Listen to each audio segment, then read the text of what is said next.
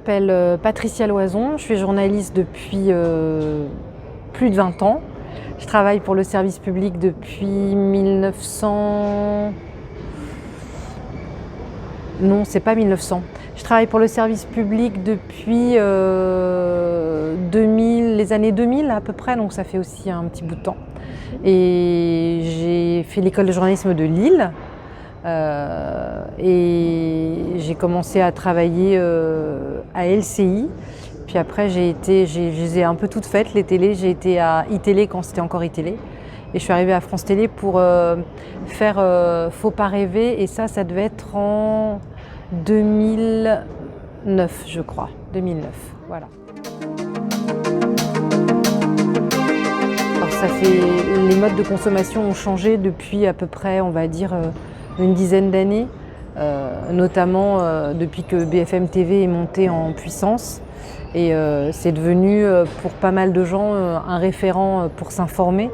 Avant c'était plus, en tout cas pour une partie des Français, c'était plus les grands messes de 20h. Maintenant on n'est plus obligé d'attendre 13h ou 20h pour être informé. Il y a les applications sur nos téléphones. Et même avant que les applications soient popularisées, il y avait ces chaînes de télé qu'on peut allumer à n'importe quel moment pour être au courant de ce qui se passe. Donc elles sont devenues un média pour une partie de la population important, et aussi beaucoup chez les politiques par exemple, chez qui c'est toujours allumé. Nous, la particularité de France Info Télé, c'est que c'est la chaîne d'info du service public. Donc on se met quand même une grille, j'allais dire éthique, importante, et le mot d'ordre, en tout cas les valeurs qui sont accrochées au fronton de France Info TV, c'est les valeurs de la démocratie. Et on pense que comme il y a beaucoup de débats partout sur les chaînes info, parfois des débats très soulignés, on va dire, nous on essaye sur France Info de faire des débats constructifs, divers, représentatifs et dans le respect de l'écoute de la parole de chacun.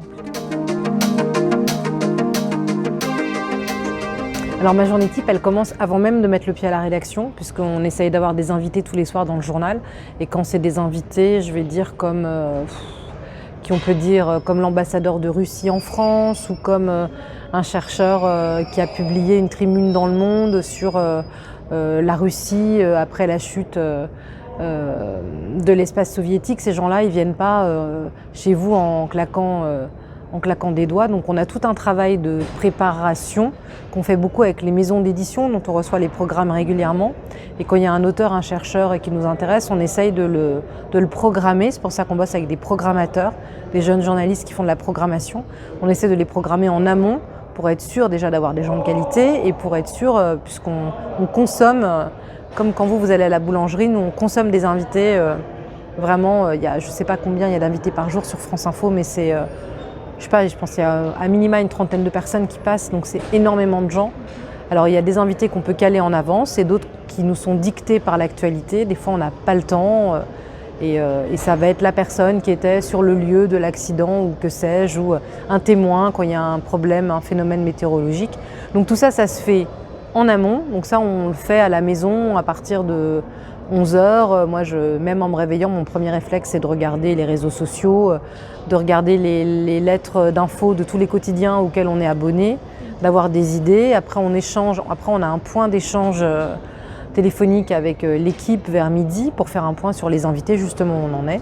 Et après, on vient physiquement à la rédaction aux alentours de 15h30, 16h pour la conférence de rédaction qui aura lieu à 16h. Et après, une fois que la conférence de rédaction avec les journalistes des différents services est terminée, moi je pars me transformer en star glamour du petit écran. Et après, ça dure 1 heure et après je remonte et j'écris en gros de 18h30 à... Qu'est-ce qui fait un bon journaliste? Alors, j'aurais pas fait la même réponse il y a quelques semaines, mais là je suis en train de suivre des cours en ce moment, et notamment des cours de philo, avec un prof qui nous a demandé... qui se pose cette question, c'est quoi le journalisme à l'ère de la post-vérité, puisque Trump a inventé la post-vérité, les fake news, la vérité alternative. Et en fait, ce qu'il nous disait, c'est qu'un bon journaliste, peut-être, c'est celui qui essaye de s'approcher et de rendre compte du réel. Donc on n'est plus dans les notions de vérité, on n'est plus dans les notions d'objectivité, mais essayer d'être au plus près du réel, de rendre compte du réel, de la réalité d'un événement, de la réalité d'une opinion, de la réalité d'une guerre, voilà, être au plus près du réel, avoir les bons interlocuteurs, les bons journalistes sur le terrain pour rendre compte de ce réel. C'est peut-être ça la ligne de force, ou en tout cas l'horizon qu'on devrait faire pour faire un bon journalisme. Je ne sais pas ce que ça veut dire, mais en tout cas être juste et honnête dedans.